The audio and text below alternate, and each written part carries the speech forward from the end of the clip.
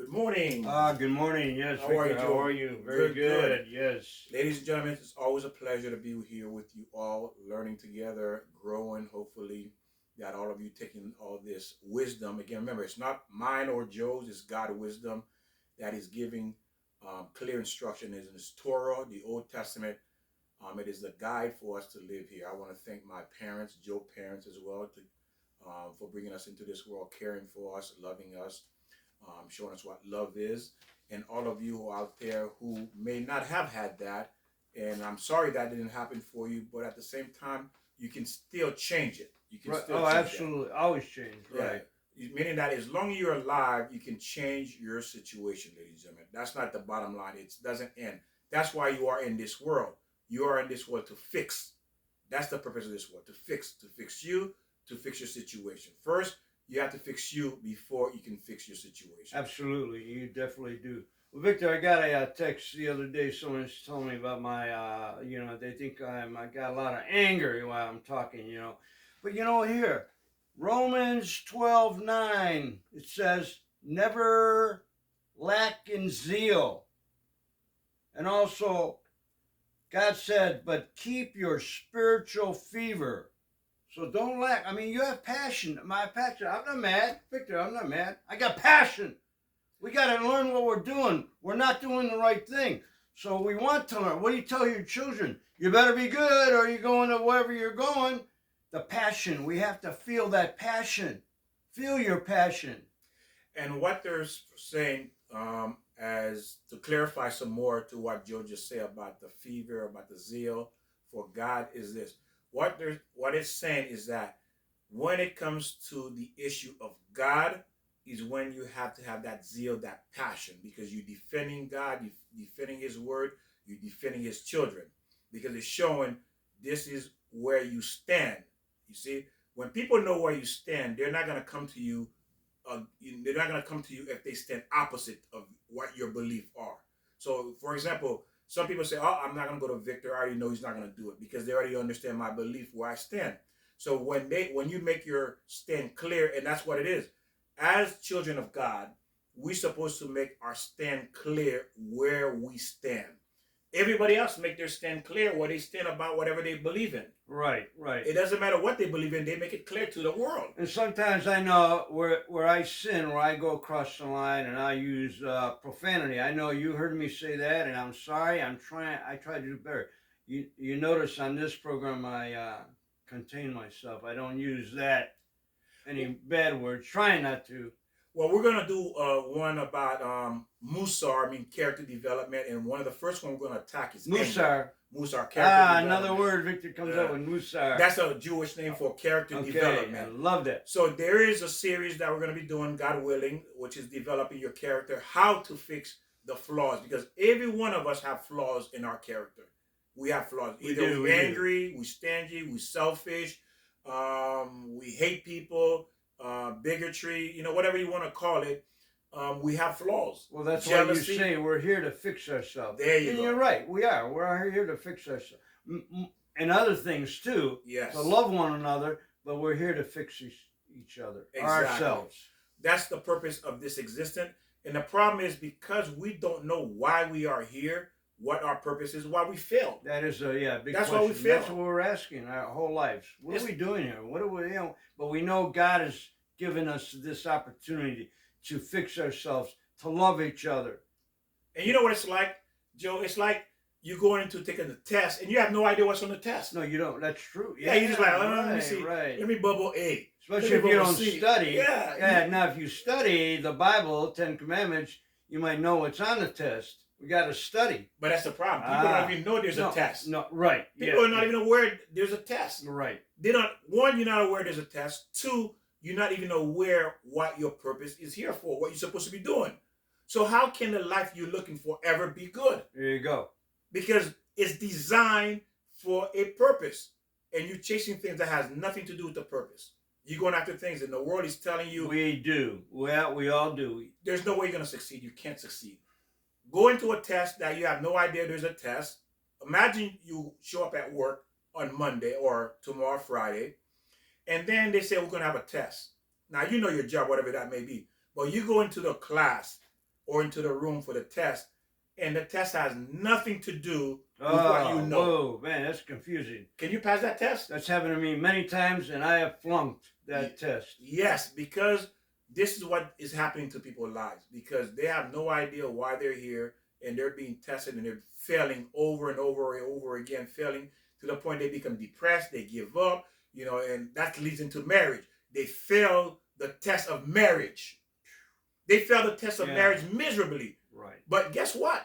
Why you failed? Because you weren't even prepared from the child what this test was going to be. Yeah, I've been there. Right. Yeah. You get in there, you're a young kid, you don't know nothing, you think you know it all, you don't listen to your parents, if your parents are teaching you or anyone, and you just, I know it. No, Victor, don't be telling I know what to do, and boom, I fall on my butt. There you go. Most likely our parents didn't even know what a good marriage is either. Can I say butt? Yeah, you can say that. I don't want to swear now. In our bottom. Okay, in our bottom. yeah, Fall down on our bottom. And the thing is, why did you fail? Because your parents did not know. What kept your parents together is because they had integrity. They had integrity and obligation and responsibility, a sense of responsibility. They hang in there. It's not that because the marriage was full of love, but because obligation, responsibility, commitment, integrity, what kept the marriage together for the most part.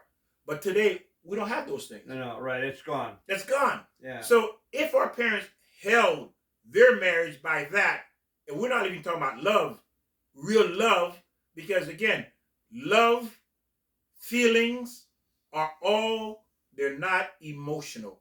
They are spiritual. Love and feelings are spiritual, ladies and gentlemen. That's why you cannot ever achieve it if you don't know how to access that. Okay? What you have, it has to be spiritual. Love and emotions are spiritual. This is why nothing material in this world will ever fulfill it. Because you can't fulfill something material that's spiritual. Right. You can't. No, that's true. Is the soul hungry? No. The soul says, I'm hungry. Oh, I'm hungry. I'm always hungry. Yeah, there is no such thing. And that's what's happening. That's why you will always have that emptiness, whether you believe it or not. If you're going through it, that's your problem. But again, that's the teaching. That's what we're teaching here. Like I say, we feel empty because we don't have that right connection with God. Exactly. And the only way you will ever be fulfilled is connecting to the source. And why is that? We spoke about this because we are made of two parts. We are made of two parts of God. One, God, there's a part of God that's in us, a part of him. Just like your parents have 50% of your parents' DNA, your father, 50% of your mother. So we have 50% of God, which is the soul. And then the other part of that is us. Us. Whatever us means is what you think you are, what you believe you are. That's you. But the other part is God. You see, so there's two parts of us. And that part that is God can only feel or be accessed through knowing God. There's no other way. So therefore, that means half of you is always missing. Exactly. Half of you is always missing. Now, let's not confuse. You said that God is in us. Yes. Well, don't forget, we're in God. We're in God, but maybe there's part of God that's also in us. It is because it's us too. Right, okay. God is us too, like our DNA. It's us. Like, for example, let's put it this way. We're both in our mother's womb. Uh-huh. Right? We're both in our mother's womb. And she's and then also our mother is in us. 50% of her is inside us too. That blood rushing from her. There you go. The cells and all that. Yeah. You see that? I can't separate myself from my mother. No. Right? I can't, because part of her blood is in me and my dad too. And all of us was once inside our mother's womb. Absolutely. We were in her. Just like we are in God. There you go. And then part of God is in us. You see? So again, it ties beautifully. But again, the only way that part of God, which is making us miserable, we don't understand because we know nothing of it. We're not looking to seek how to fix it. And because that part is required, it is a must to have the marriage, the relationship we desire. If you're not accessing that part, it can never be. It can never be. It's like Joe saying, you know what? I don't acknowledge my mother. I acknowledge my dad. You got to, right. Can you really not acknowledge your dad? No, well, how did you get here? Right. Yeah, exactly. How'd you get here? Absolutely. It wasn't just your mother alone. That's what I'm talking about. Yeah, you can't say I don't acknowledge my dad. You have a dad. You choose to not acknowledge him, but it doesn't mean he doesn't exist. That's DNA. Yeah, it doesn't mean he doesn't exist, right? Exactly. You can say, hey, I don't have nothing to do with my dad, but it doesn't mean he doesn't exist because he brought you here. Absolutely. So this is what we're doing in essence when it comes to God. We're deciding not to acknowledge God and acknowledge the physical part. Yeah, which is wrong. Which is wrong, and that's why we got it wrong, because it's the God part that drives this physical world. It's the God part that drives this physical world. It's the God part that drives this marriage, that drives this life. Is the God part that drives it. And if God's not in there, then there's only one other path. It's the devil. There you go. So now we're going to get into, again, the marriage. I wanted to tie that in for you to understand. You cannot be success in a marriage. There is exception. But again, these people who seem happy in their marriage, there are exceptions. But at the same time, you have to ask yourself, what if their child died or the husband died or someone close in the family died? Would that marriage still be success? It's very hard, Victor. Yeah, some marriage do, but that's kind of like stressful. Exactly, it's stressful. It's a 50. Right, Would it really? right, would it survive? Right. The marriage we see that is success outside of God. The truth is, it Well, would there not. you go. You hit it right there. Right. If that does happen, and there's a death, then if you're with God, it's more tolerable. You can maybe handle it because that's God's way. Yes. I mean, when someone dies, that means God's calling him. Yes. So them. Most likely that marriage could probably, like, how many marriages where a child died and it fell apart? Yeah, it's very hard. That is hard what they're saying. Yeah, it fell apart. Yeah, not every incident. Sometimes it can grow. It can grow closer. Yes, it can go closer. Sometimes. If you're with God, it goes. There's Put no other way to go than closer. Say it again, Joe. Repeat that. Repeat it. Rewind. They'll have to rewind. Well, you're right. No, if you're with God, Victor, you get closer. The answers are always there. Yes. So when you're with God, it just makes you closer. You understand what's going on. It drives you closer to one another because you understand the purpose of life. You understand why you're here. You understand the purpose of marriage, the purpose of children. But when you don't understand these things, of course, you're going to fall apart because that marriage was based on all false ideals. All false ideals. Yeah, right. Exactly. So let's look at this now. This is marriage one. We're still on marriage one, and we're breaking into pieces, so it makes sense how to look at marriage, because we did say that we're going to put into different compartment for you to understand what each piece means. So this is the law for men. God has given man in the marriage. Okay. He's given man law. It says you have to do in this marriage. This is what you have to do in this marriage. So it said, man relate this way is a tendency to take his wife for granted. Men tend to take his wife for granted. Okay? And this is why God putting a law said not to do it. Right. Don't take your wife for granted. Because it's a natural tendency for men to do that. Once they get you, they have you. She know I love her. I don't have to keep telling her I love her. But you haven't told me you love me in 20 years. Do I have to say it? Yes, you have to say it. But I'm with you, but I still need you to say it. But if I didn't love you, I wouldn't be with you. But you have to say it. That's the point. The point is we take it for granted. Okay? And God says not to do it. You have to acknowledge your wife, meaning that your wife has to be in the front of your mind 24/7. 24/7, because why? That's the weakness of a man.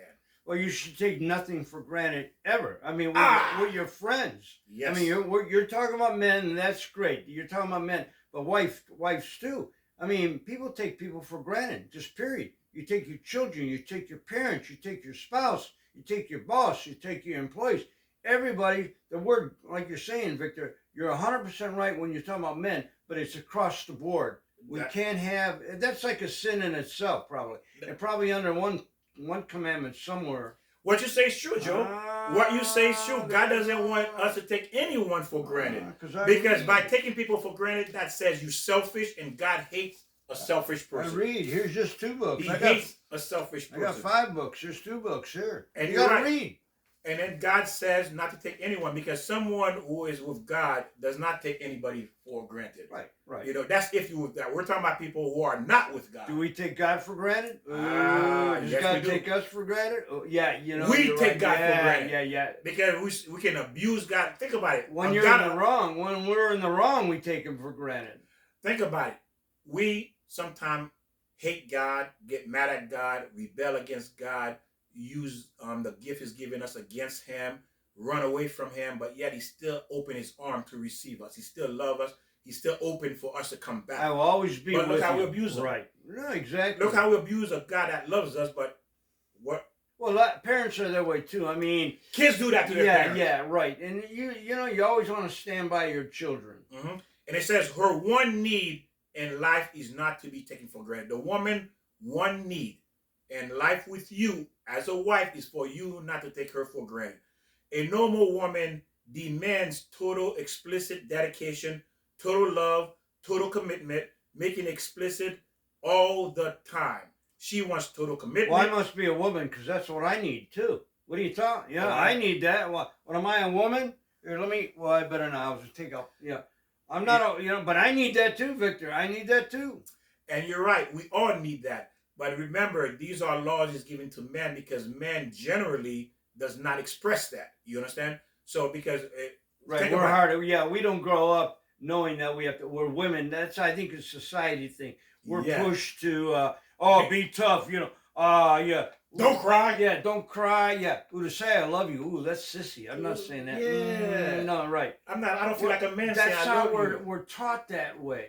But you know what is this? Even though we taught that way, if you are a person of good heart as a man, you know it's wrong. You feel it's wrong. Right. Yeah, exactly. If a man doesn't know it's feeling wrong, it's because, again, remember, there are wicked people. There are wicked souls. Okay, so you might have married a wicked person, a wicked man, a no good man, just like there's no good women as well out there. But again, if you marry this type of man or woman, again, remember, it's your fault. Okay, and you deserve what you got, unfortunately, because that's what you wanted. Right. And I'm sure there were good people that came by, you didn't want them because you were picky. This is what you want. And the sad thing is, I want to talk about real quick is this. I met women who said, oh, this is the type of man I want. Yes, you want this type of man, but that type of man don't want you because you're not his type. Right, yeah, you got to watch that. Right. That's the beauty. Yeah.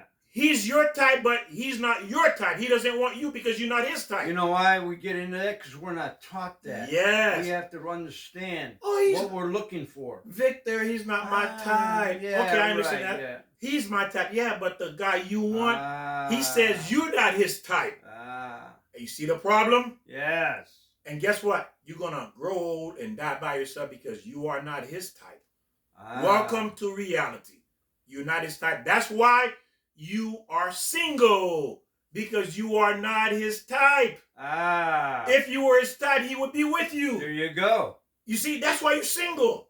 You're not his type. Wake up. I was in that same situation a couple weeks ago. I met someone, and all of a sudden I needed more.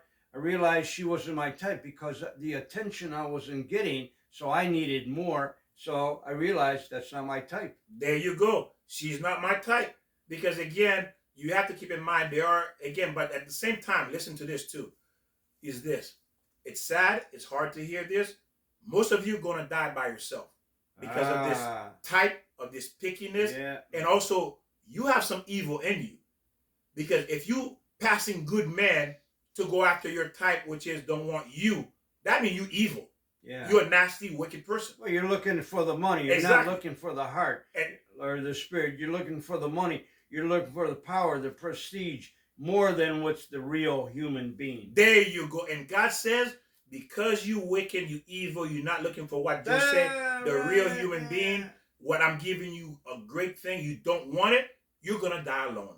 That's what God decrees. You're going to die alone. A cat, a dog, or the person you don't want to be with is your option. Those are the three options you have. Victor, I love how you clarify what I'm saying, because sometimes I get jumbled around. No. Man, you made it clear, Victor. Joe, I love Joe. I'm proud of Joe. He's a very good person. And again, ladies and gentlemen. Yeah. But again, he's growing. He's developing. We are here because we have deficiency. Right. We have to fix something. Right. You know, I don't talk about certain things because if I don't have it in my hand, I don't talk about it. It's when I have it in my hand, I can do something about it. You see? That's how I am, because yes, we all dream. We would love to do things like Joe said. If he won the lotto, that's what he would do. But what's the point of talking about it if we don't have it? I keep that money all myself. Yeah. So I would love to do a lot of things, but I don't talk about it because I can't do anything about it. I would love to be able to do it, but God did not give me the power yet, or doesn't want to give it for whatever reason, to be able to do it. So therefore, I don't talk about it. So I talk about what I can do, or what is available to me is what I do. Okay. So again, when you're looking at this, when God gives you somebody, and I'm gonna tell you another thing, is this: people are not getting married no more. People are getting divorced, and people are not getting pregnant. Children not coming to this world. Why is that happening? Because God says there's no more reincarnation. I don't need to bring more people back into this world. He wants to end his world. He wants to end this world and go into heaven. So what's happening is, if you don't have a good person right now, and you know there is, I'm gonna tell you right now, you better grab that person while you can, because but don't settle. Well, yeah. Yeah, don't settle. Yeah, no, don't settle. Remember, Okay. we talk about negotiable and non-negotiable. Yeah, you got to find your soulmate. Yes, but again, if God is giving you someone that is good, but again, see, you got to know you're good too. Most likely you're not good. I'm gonna tell you why. So what do you mean, Victor? I'm not good. What do you mean I'm not good? Because if you were good, you would recognize the good in that person. You would recognize it right there. Oh, he's good. I want him. You would be. You know how they have a sale on Black Friday? You running through the door. That's how you would see him. You would see her. You would run through that door like Black Friday to get the deal. If you were good, you would recognize this person is good. It's because you're not good. You're not good is why you can't recognize the good in that person. Right. Well, you don't know the Bible. You don't know the rules. You don't know. You have some evil. You have some wickedness in you. Right. And that wickedness and that evil is keeping you from seeing it. Because why? God says, I can't give you this good guy. You're wicked. You have a wicked heart. You evil. Yes, I love you still, but you're still a wicked person. I'm not going to let you see him, see how good he is. That's why you pass him over. You go to the bad guy. That's why you pass the good guy and go to the bad guy, because God says, you're not good. So I have to protect my good guys. I have to protect my good women. So I'm going to let you go to the evil, because that's what you deserve, because that's what you chose. That's what you want. Now, we're not talking about everybody. Not everybody, no. Not, you know. Those who made a decision, that's what they want. Right. You follow God. You know what you want. You know yourself. You know what to look for. Go for it. It's beautiful. Yeah. Don't settle. It says meaning. Marriage is wonderful. Marriage is beautiful. But you have to have that right bond, that right communion, that right covenant. And the thing is that it says, this is what a woman looking for: being explicit, commitment, total love, total appreciation. She's demanding, meaning that it must show this all the time, despite the need is for a man to show. He must show her love all the time. The law for the man. Remember, whether you're alpha, beta, sigma man, modern woman, a single woman, whatever, leftover woman, whatever you want to call yourself. Again, you're giving yourself all these titles. It means nothing, because why? You're alone. And you're going to stay alone until you understand what needs to be done in order for you to have the life that God wants. God wants that for you. He loves you. He wants it, but again, you're choosing bad. And God cannot give you the good man, the good woman. He reserved the good man and the good woman for the man who's working on himself. He's preserving these good for the good one. You get to get the bad ones. The bad ones are for you because why you chose that road. We all have to make decisions. That's why sometimes, like you're saying, you have to do it all the time. It's very hard to give that that attention all the time, because like you're saying, you got to work on yourself. So when you're working on yourself, you can't give it all the time. But there's a lot of ways to give it, not just by saying verbally. There's a hug, there's a note, there's a rose, there's a many ways to, wash the dishes, do something special. There's many ways to show the love. It's just not, oh, I love you. There's many ways to show love. And, it's hard. We got responsibilities. We're worrying about the bills, worrying about somebody sick. So when Victor's saying love someone all the time, we have to try to do that, but it's very hard to do it. But we can do it in many ways, like I just said. And it's beautiful. What Joe said is true, is that really, how do you really express love? You really express love through action. Through action. It's not word. Word is worthless. I can do it through the eyes, Victor. Yeah. Word is worthless. We express love through our action, right? Action is very important. Yeah, action means this beautiful woman at work wants me. Right. And I don't want her. Why? Because I love my wife. I don't want to cheat on my wife. That's an action. That's an action, yeah. I get home. Yeah. Mwah, hi, baby, I love you, I'm beautiful, but you just came from a hard day of work. Yeah, yeah, but the whole day I've been thinking about you. Ah, That's yes. action. I'm in the middle of a business meeting and my wife called and I say, gentlemen, hold it. Yes. This is my wife on the phone. I gotta take it because she's the love of my life. She comes first. I love all of you. I care about you, but my wife's first. Attention, right? You're saying, you're exactly right. She's Victor. first above everything. She's first. Your spouse is first. Your spouse is first. And then, well, you're Yes. first because you got to take care of yourself. Because if you don't take care of yourself, you can't take care of anybody else. Then your spouse, and then your children. And then God's involved with that constantly. And keep this in mind. The bills are going to keep coming. The problems are going to come.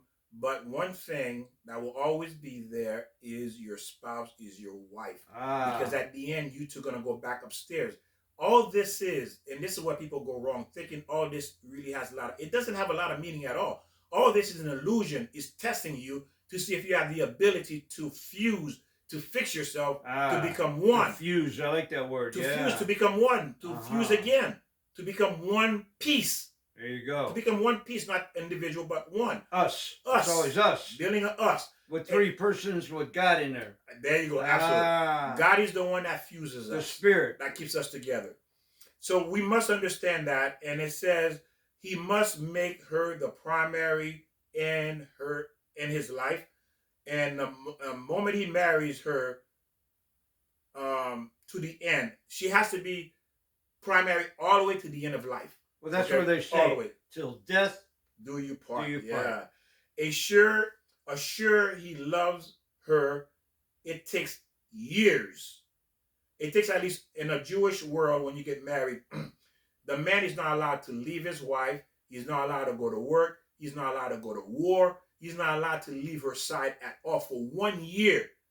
Why? To build that confidence. That's in a Jewish relationship. To build that confidence that this man is fusing. It gives you that fuse. It says during the time of King David, when they go to war, if a man just got married, he can't go to war. Even if he's to defend a nation, he cannot. Because why? He has to spend 1 year with his wife, ensuring his wife that how much he loves her. You see how important. You see, if you think about it, God's telling me as a man, I can't go to war. I can't defend my country. I cannot go to work. I cannot hang out with the boys. I cannot do anything I want to do. I can't do. My job for 1 year is to bond with this woman. Now, don't you see how important marriage is to God? But who thinks that way? Who did that even cross your mind? But that's what God says in the Torah for a man to do. And if he has to go to work, he has to ask his wife, honey, is it okay I go to work? She has to be okay with it. If she's not okay with it, you cannot go. Look how much God loves the woman and loves the man to make you fuse to become one. He puts certain commandments. That's why we're talking about law for you to follow to build this marriage he wants you to have. That's how it should be. But during the Vietnam War, there was some kind of that the government said, if you're married, you don't have to go to war. And you know what a lot of people did? Ran out and got married just to get married so they don't have to go to war. And that's why it started this big thing of divorces in the 70s, because the Vietnam War was, in the 60s, well, whenever it started. Look where that came from. It came from the Torah. Exactly. There you go. Look at that. That's beautiful what you just said. That's a Torah Jewish ideology for marriage. You cannot go for 1 year. It doesn't matter what you need to do. You can't ever leave her side for 1 year. Because why? You're not allowed to put one single doubt in her mind. But in Vietnam time, they took advantage of that, and actually it turned it around. Like I said, the government said if you're married, you don't have to go to war, and then people ran out just to get married. So they used it maliciously, or the devil got involved. Oh, whoever. And it says here, let her know he is, like if he's going to be running late, he has to call and say, I'm running late. If you're in a board meeting, hey, she calls in the middle of the board meeting, not the secretary picking up saying, well, he's in the board meeting, I can't. No, the secretary say, hold on one moment, ma'am. And she put her through, and you say, gentlemen, that is my wife. And you talk to her, and you assure her, and you love her, and you bring her flowers, you let her know you love her, must ask permission to go anywhere. And then again, You're not allowed to separate. And then That's called courtesy too. and You have to have courtesy, yes, respect, obligation. and it says if he ventures away, the woman feel insecure. She think that he doesn't love her, not permitted. It's against the law for you to make your wife think that you do not love her. Again, God said it's against his law. Insecurity, yeah, Yeah. that happens to all of us. Because see, who are we to question God? You didn't design yourself. You didn't design yourself. You didn't design your kids. Your parents didn't design themselves. You came into this world, you find this world here, and then guess what? You're going to leave this world behind too. This is his world. You're living in God's world, not in man's world, in God's world. And he has rules the way he runs this world. If you decide to break the house rules, you get punished. You suffer. But again, that's not God's intention. That's why he's giving these commandments for marriage, because why? He wants you to enjoy marriage. He wants you to fall in love with marriage. That's the most beautiful thing. It is. So he wants that. So again, you have to remember, it's the law for the man to follow. You should never be where your wife don't know where you are. Never. She should never wonder where you are. You have to build this conscious in your life. Who is the most important person in your life? That's what you have to keep in your mind, is your wife, your spouse. If there is a crack in your marriage, everything about your life is going to feel bad. You're going to feel bad. If your marriage is not really smooth, right, you're not happy about anything, right? Exactly. There's no way you're happy if your marriage is not smooth, right, Joe? If there's a crack, just a crack, you're gonna lose sleep. You're going to lose sleep. Well, if there's a crack, that's an opening for the devil. Say it again, Joe. Yes. So if there's a crack in a marriage, there's no way anyone's going to be happy if there's a crack in that marriage. Real life begins with your wife, with your spouse. It is the care, it is the core. It is the core of life. It is one of the main ingredients of life is your marriage. And when there's a crack, if you don't take care of it, it's going to grow bigger and wider. So you got to maintain that crack. It's like a foundation. Ooh, there we go, about the foundation. If there's a crack in your foundation, you don't let it go. More water gets in, and what happens? The crack crumbles. Wider and wider eventually. What does crack do? Crack separates something. That's what a crack does. It separates into two pieces, right? And then it falls. Yeah, that's what a crack does. A crack separates something into two pieces. That's what the crack does. So it says, not allowed to ask your wife to do you a favor unless it is a privilege. What does that mean? Think about what I'm going to say for a minute. It goes both ways. Imagine this. Imagine this. Imagine the president come visit you at your house. The president of the United States come visit you. I don't think that'll happen. Go ahead. Now, as the president about to leave, and you say, excuse me, Mr. President, are you going by the dry cleaner? Oh. You say, yeah, I'm driving by. You say, can you drop off my suit to the dry cleaner? You say that? Would you say that to the president? I don't know. I don't think so. Or king, you would never say that. Look how much respect you have for the president, not to ask him to drop off your dry cleaner. But you would do that to your wife or your spouse, ask him to drop off the dry cleaner, unless she see it as a privilege, she wants to do it. What is that saying? Listen to what it's saying. It's saying the same way you have that respect for that president, not to ask him to drop off your dry cleaner, is how you have to see your wife. Right. You don't say do it. You say, would you be able to? I don't have time. Can you do this for me? Please do this for me. But what is the point here? The point is that look how you respect the president and look how you respect your wife. Yeah, there's no respect anymore. Or very little. Okay, so that is not the way for you to treat. That is not the way for you to treat what you say the most important person in your life. Honor her, as the Torah says, honor her more than you honor yourself. How can you ask her to do something, a favor, because it is convenient for you?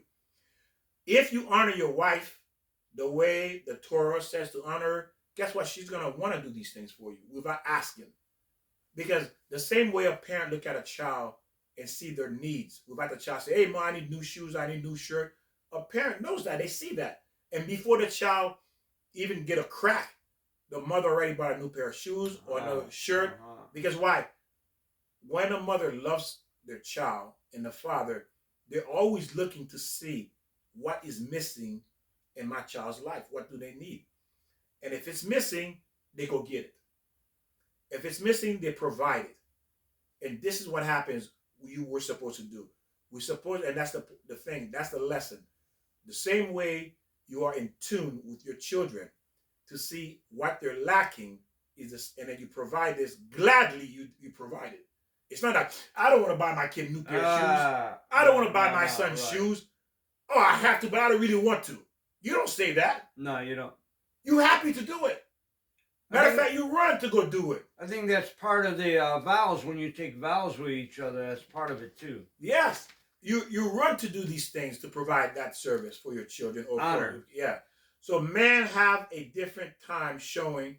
Men have a difficult time showing that she is the most important person in his life. So it's important that we have to keep that in the conscious. Again, this is to bring awareness, conscious, right, to the man. And sometimes don't forget we can learn that from our fathers. If our fathers have that, so there's where we are again. We're talking about the teaching. Our parents have to teach our children. So fathers have to teach your boys or men to, when they get married, to honor the wife.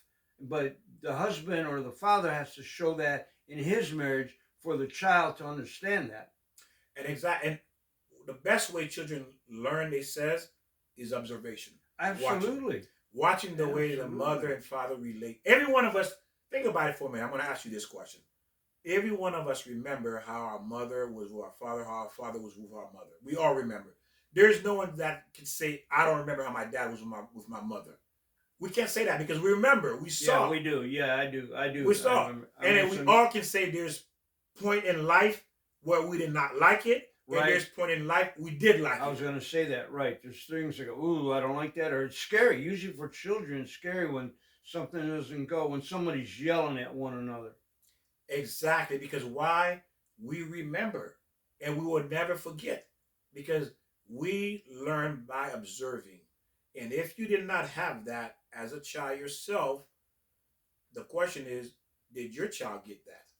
Right. And that goes across everything. I mean, as far as work ethics, driving a car, going to church, again, like you say, just working around the house, doing chores for each other. I mean, it's just, like you say, Victor, it's the observation.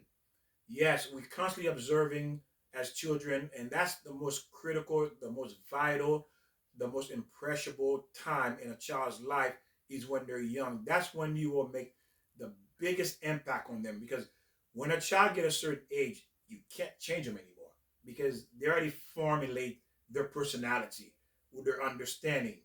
And now it's going to be up to them to seek the truth and to follow it. You can't no longer influence them anymore. You influence a child while they're young.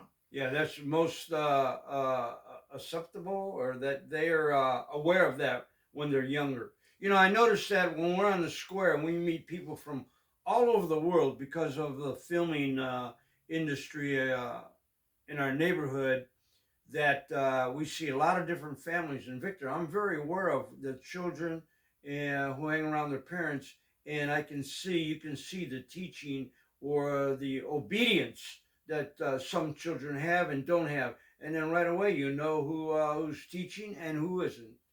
And that is correct. You know who's teaching and you know who's not teaching.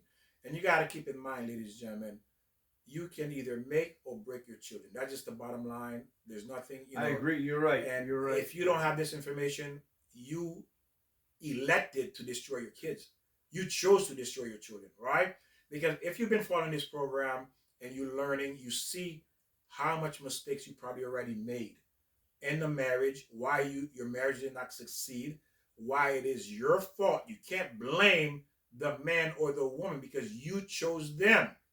They only did what they know to do, and you chose it and you stayed. I remember we met this woman. She says, well, we were talking, and she said, well, my husband did this and this. And why are you women blaming the men? That's the choice you made. I'm sure someone told you they were no good, but guess what? Did you listen? You made that choice. Exactly. You didn't listen. And not only you didn't listen, you stayed 10, 15 years on top of that. So how can you blame him? If you're blaming him, guess what? You're worse than he is. Right. Yeah, there you go. You are worse than he is. Right. Right. Because you knew it was no good, but you stayed. And now you want to turn around and blame him. Now you want to make it seem like it's his fault Right. that this happened to you. No, it's your fault because you did that to yourself. You stayed. It's your fault. First, like Joe says, take responsibility for the choice you made. Right. You made your bed, you lie in it. There you go. Absolutely. Like Joe was saying, you lied in it. You wanted 15 years of abuse. Yeah. You wanted 20 years of abuse.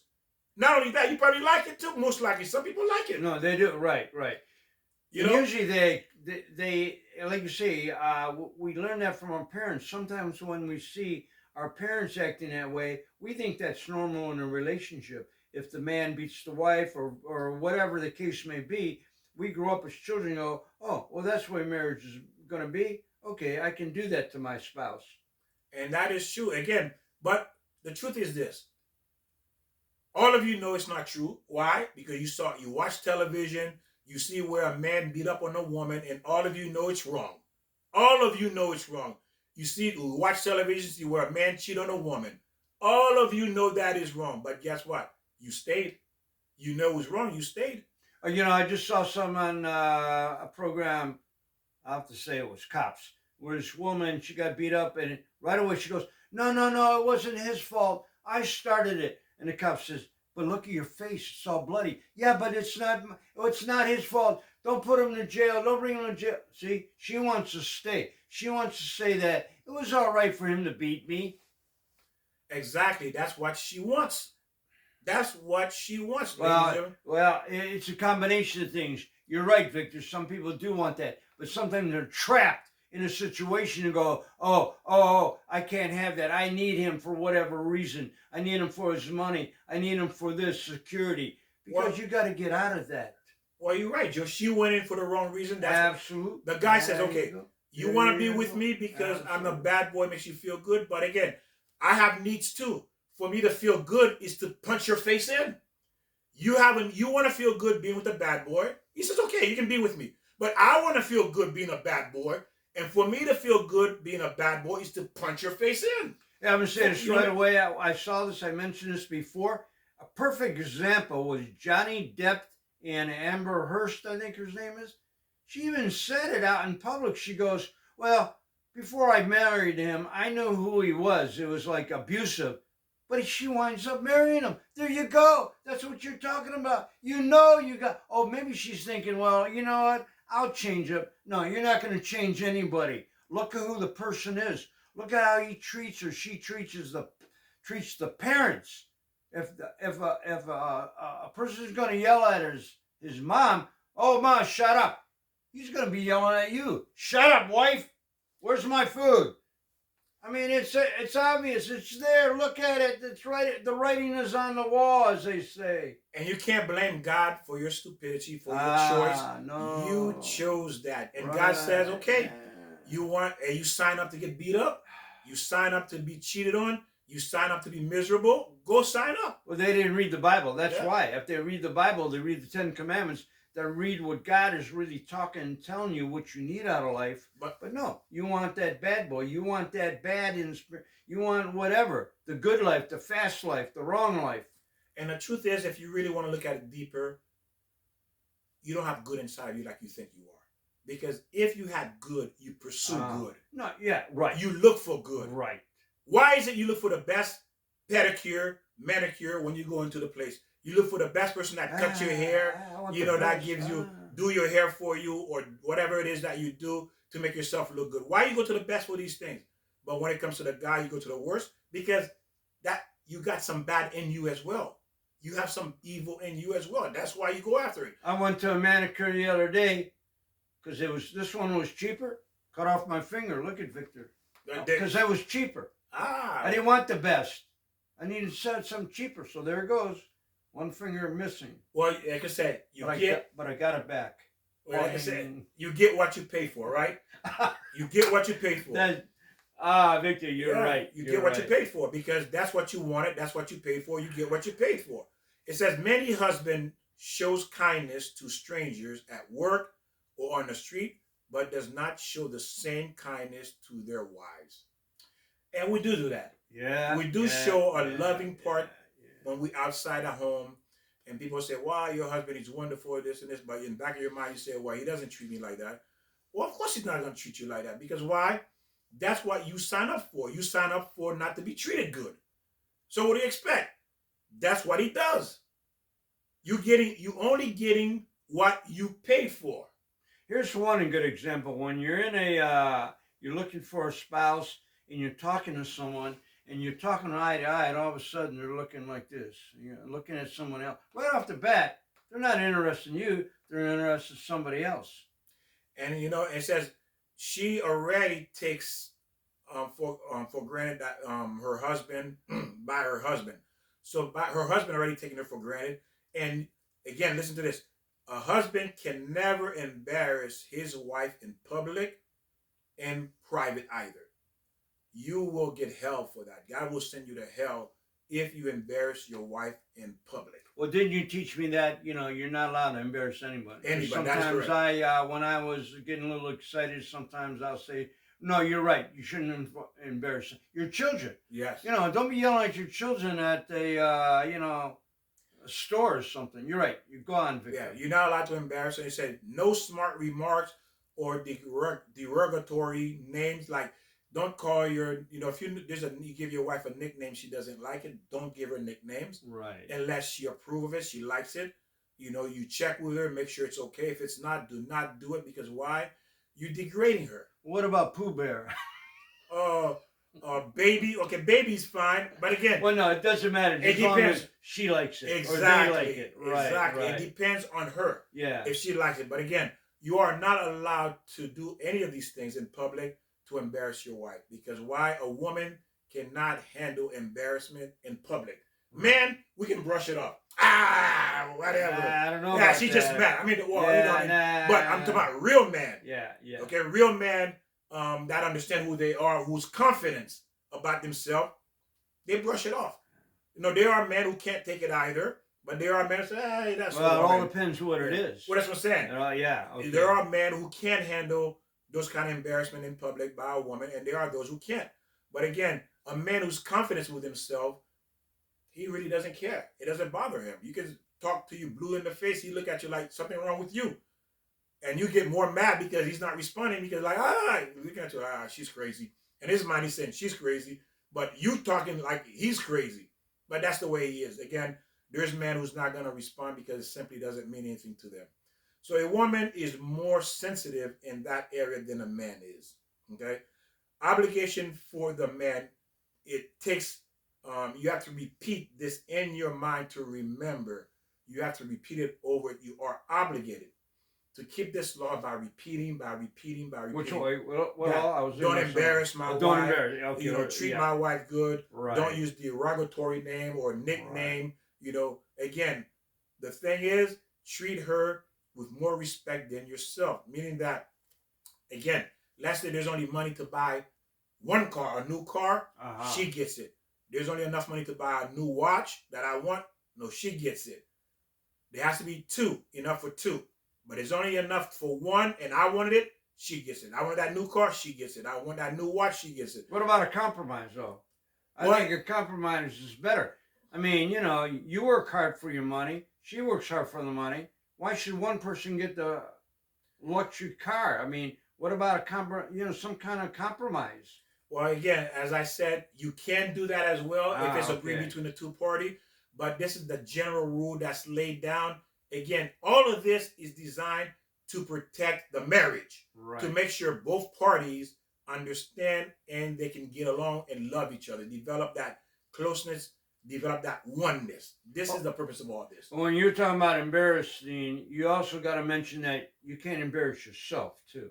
I mean, a lot of people, I've done that many times, but you shouldn't embarrass yourself. Yes. But try not to. Yeah. Well, anytime you start using profanity in public or say things, you already embarrass yourself. You already lost value in people's eyes because people say, "Well, you're not what you're pretending to be." There's a monster behind that. Okay, I'm going to tell you this. We're going to cover this later, but there's the perfect character trait and there's the worst character trait. The worst character trait, the Torah says, is anger. Anger is the number one worst character trait there is. The best character trait there is humble. Ah, Being that is humble. not, yeah. You see how opposite they are? I got to work on that, Okay? Victor. Yeah. It says the worst character trait there is. God says, I hate this person, is anger.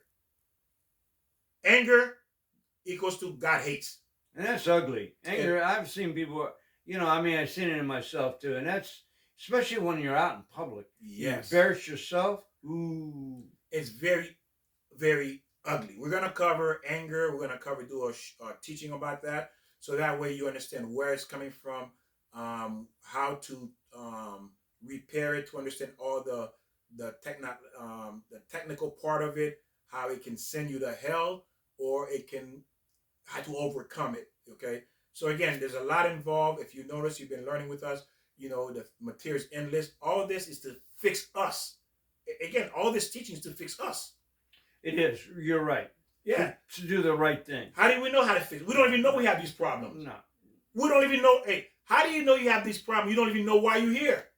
If you don't even know why you're here, of course you got a lot of problems, and you're going to create a lot of problems. If you don't. Imagine you get on a job, and then you're sitting there, you don't know what to do. And you start just banging things away. You're going to create a mess. Yeah, you are. Yeah. Break things, destroy things, cost the company money.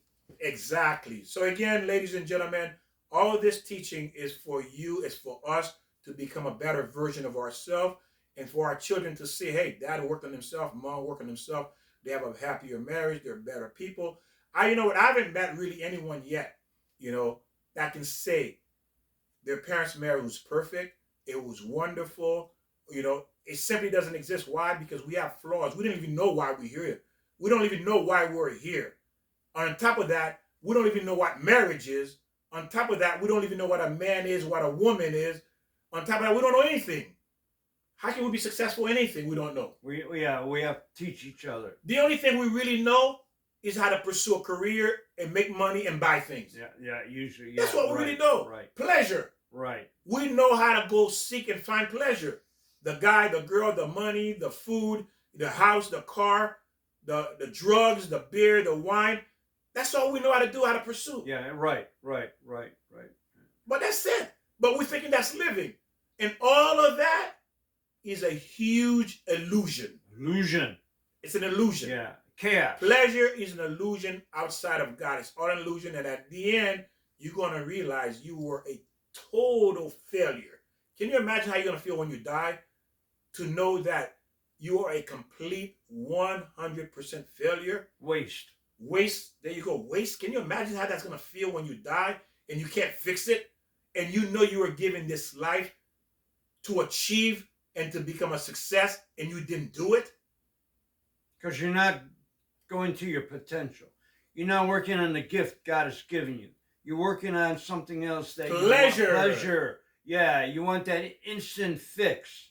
And think about it. If pleasure had any meaning, why it doesn't stay? Why does it flee? Why does it flee? Think of it, what I'm going to say. You won $500 million. You're excited. Tomorrow, you're less excited. The next day, you're less excited. The next day, you're less excited. Each day passed by, you become less excited. And as each day passed by, you start to become miserable. But you just won $500 million. Because you concentrate on yourself, spending it on yourself, not taking care of what is right. Because it's empty. It is empty. It's empty. Yeah, it's right. like food. Once you eat it, you don't think about it for the next 5 hours. And then you're hungry again. It doesn't last. That pleasure of fulfillment doesn't last. Because pleasure, happiness, and love can never, ever, ever be achieved through physical. Well, if you had a choice. It's right all now, spiritual. That's why you can't reach it. If you had a choice between all the money that you want or a perfect relationship, I don't know. I'd go with the relationship. Relationship, you know why? Because even Bill Gates said that he wasn't happy. The money did not make him happy. Well, no, money can't make you happy. That's what I'm saying. Think about it, because happiness cannot be achieved through material. Happiness is a spiritual component. Marriage is a spiritual component. It can never, ever be obtained. You can never satisfy something that is spiritual with physical. It can't be. But because we did not understand that, is why we It all can make fail. life a little easy, but as far as happiness, That's all it you know, does. right? Yeah. If That's you have all a it does. junky car, money will make you have a better car. You have a junky house, money will make you have a mansion. And But, even that's not happiness. That you know, that can be easy. Money can make things easier, but it's not. You're not going to find happiness chasing money. well, look at all these Hollywood people. They got there you money go. and they got fame. Right. They're not happy. You would think because why? Happiness cannot be achieved through anything that's material.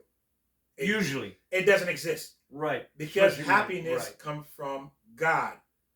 Marriage comes from God. It's all, both are spiritual. Anything you feel that's negative, meaning that it is something with your spirit, with your soul.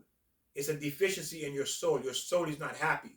And you have to find a way to achieve that happiness. And the only way is through God. So let's continue. You must speak to your wife in a way that you did before you met her. Remember when you were dating? Yeah, You it's know? always like, "Hi, sweetie, good seeing you." Well, Yeah, open the car You- door, open the door. Let me buy this. Here's some flowers, and then bing.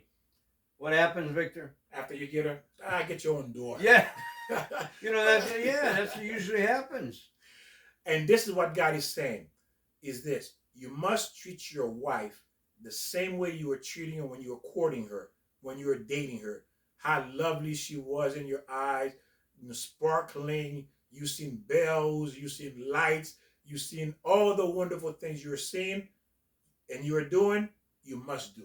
Good example, Victor, was I remember getting in my lunch pail at work, a note. It was almost like every day, then every other day, then no notes. I remember that. So it's like you say, that wears off, and we should try to constantly keep that in our relationship, that loving aura. Aura. And that's what kills the marriage, because you got used to it. Yeah, that's what happens, right. It kills the marriage. You got used to it. You cannot get used to marriage. Meaning the same thing you did when you started courting, keeping, and saying must stay the same. Not only stay the same, it has to increase. It's supposed to become more. Right, and more it should, and more. right. If your marriage not going this way, it's going to go that way. What about dinners? I remember coming home dinner. Oh, it's always right there. And then maybe a year later, it's in the refrigerator. Warm it up yourself.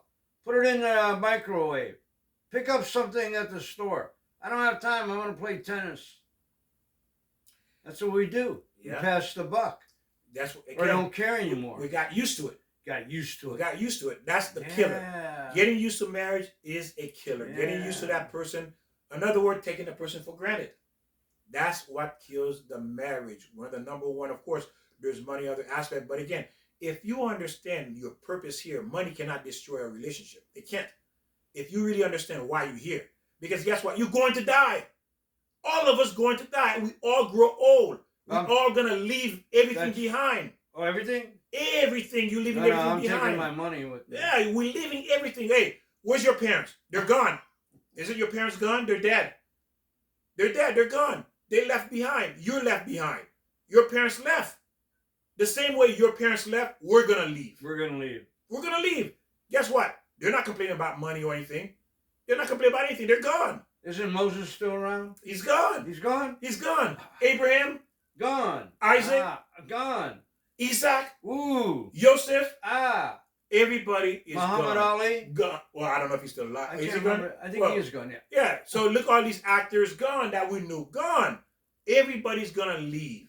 So why are you arguing about money in a marriage? You're going to leave it behind. Good one, Victor. Yes. You're going to leave it behind. About money? Why are you arguing? If God's been taking care of you this far, he's going to continue taking care of you because he put the marriage together. You honor the marriage, he's going to make a way. Yes, you struggle, but again, whether you got money or not, you're alive and you're making it work, and then you're going to leave behind, whether you don't have money, you do have money, you're leaving it behind. Everybody's leaving everything behind. That's depressing. You're leaving everything behind. I thought I was going to bring something. No, because you don't need it. You don't need it. There's no money in heaven. There's no mortgage in heaven. Or hell. Well, you see, yeah, there you go. Yeah, I like that. That's a good one. Yeah. Yeah, you can't bribe your way. Hey, telling Satan, look, I give you $500,000, let me out of hell. Well, we don't know that. Yeah. Maybe we can. No, But you don't again, think so? No. Okay. So there is no such thing. These things don't exist. Diet don't exist. Looking good doesn't exist. Running doesn't exist. Exercising doesn't exist in heaven. These things are not there. Because there's no need for it. It's only here. And if you use that to destroy your relationship, your marriage, you're nothing more than a fool. You got what you deserve. That's what's going on. And then God is not going to give you a second one. Like we said, lightning doesn't strike twice in the same place. Meaning that if you had a good person and you lost that good person because of money, because of stupidity, guess what? You're never going to see that again. Because why? Why does God doesn't give you again? Because God says, because I give you the chance to have a good person and you did not appreciate that person. You were despicable. You mistreat that person. Now, I'm going to turn your despicable, your evil and wicked way, you're going to be the mouthpiece to go tell people, I had a good woman. I had a good man. I messed it up. Don't do what I did. You see people who get into certain things, they go around telling people what they did wrong because God says you're going to be a mouthpiece now. The rest of your life, you're going to be a mouthpiece because you're not going to get another good person. Unless you repent and really understand your mistakes and forgive yourself, ask God for forgiveness, then you really can have like a new start. But you really got to understand what the mistake we made and get on the right track. And God is going to be with you. And remember, it's not easy to fix those mistakes. No. It's not easy. Nah. Okay, don't think overnight, oh, I've been doing it for 6 months. No. Some mistakes takes years. Yeah. Some mistake can take 20 years to fix. Okay, remember that.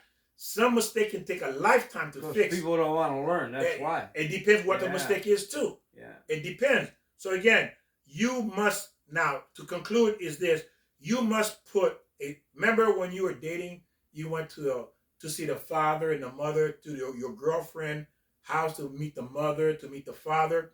You remember how you behaved, Joe? Oh yeah, perfect. Like you were the perfect scholar. Hi, Mrs. What was that on Beaver Show? Do you remember that day? Jones, nice seeing you. Ladies, you too, yeah.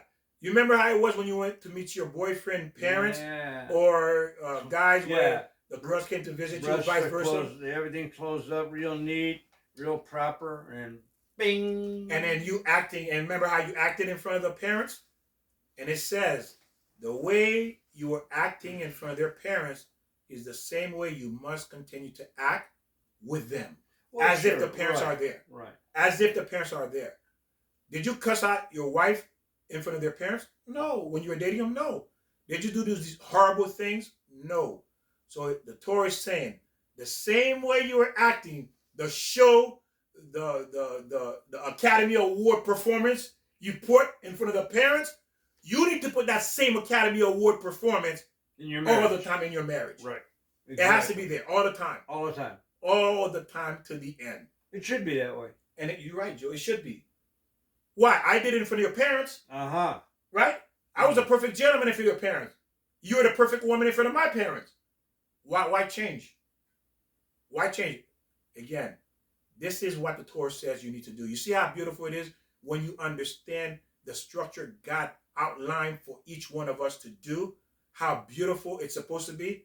Imagine your husband, your wife treats you as if they're in front of your parents 24/7. Outline. I like how you say that. God gave us an outline. Well, imagine. The Bible, 10 Commandments, that's the outline. There you go. Yeah. Now imagine you treat your wife, uh-huh. their parents is in front of you all the time, watching you. That's beautiful. You're not going to mistreat them, right? No. Vice versa. Here, dear, want me to bring you some water? Yes, dear, here's a napkin. Yes. Here, no, dear, you're right. Let me take this crumb off your face, honey. Yeah. And then, why are you doing it? What? The parents is watching me. Her parents is watching me. Well, you putting on? Well, I have to. He's watching me. And then once the door is closed. Get it yourself. Get your own water. There you go. That's what happens. And this is what happens when you get used to it. And this is what God is saying, that we must keep this in front of our mind. Treat your wife, treat your husband the same way if their parents was there. When you first met them, how you were, how you dressed, how you acted. You must put that same show. There you go. That same show has to be there for the rest of your life. You have to do it. And ladies and gentlemen, we thank you for learning and sharing. Again, you have so much information that you can teach yourself your friends, your children. Because again, if you notice, if you've been following us, you notice the Torah is endless.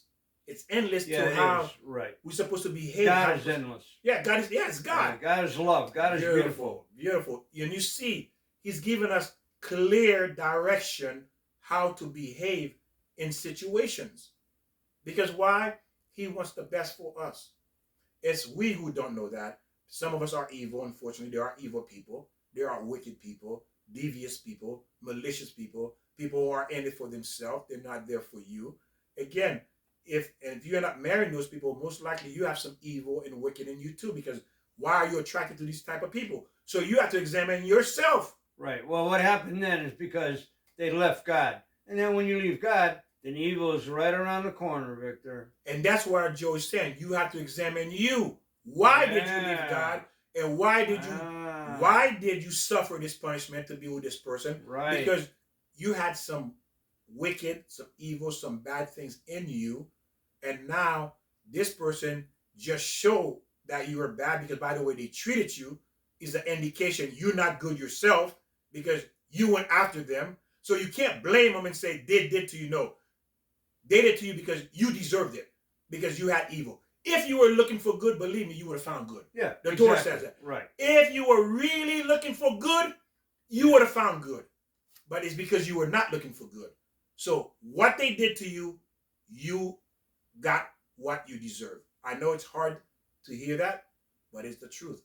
And we thank you for learning, for sharing. Remember, examine yourself first before you look at somebody else. Like the Bible said, take the log out of your eyes. Oh, yeah, right. Take the log out of your eyes first before you point finger at somebody else. Yeah. Something like that. Well, it goes, you complain about the guy who has a splinter in his eye, and you don't realize the log that's in your eye. There you go. That's pretty close. And we love to blame people. What does that mean? Look it up. We love to blame people for what they do to us when in reality, we did it to ourselves. They didn't do anything to us. No, you're right, Victor. Yeah. You're exactly. You make your bed, you lie in it. How many times did I say that every video? One more time. You make your bed, you lie in it. There you go. You're going to marry a drunk. You're going to marry a dope addict. You're going to marry somebody who's a womanizer, a gambler. And you know that. You know that. The Torah says a woman knows a man better than anybody else. The writing's on the wall. Yeah, you know that. But again, you chose to stay. Again, you made your bed. You lie in it. Don't blame anyone. So start looking at yourself. Start working on yourself. Start fixing yourself. Because why? Don't leave this world the way you came into this world. Don't leave this world the way somebody hurted you and destroyed you. And now you have all these baggage. Fix and repair those baggages before you. Repent. Yeah, repent. Fix these baggages before you leave this world. Because why? The pain you're going to suffer for seeing you didn't accomplish your purpose in this world, there's no word to how you're going to feel, ladies and gentlemen. The same way you feel you regret this marriage, what the person put you through, that's nothing compared to what you're going to feel like when you leave this world. So again, it's an advice we're giving you for you to understand. None of us came here to stay. This is not a permanent place. This is a temporary place. We came here to work, to fix ourselves, and to build a beautiful marriage. And we thank you, and God bless you. We'll see you next time. And ring that. And share. Subscribe and share. Write in comments so other people who listen to this lecture will see how much you enjoy and what you're taking away from this. Have a good day. God bless. Bingo.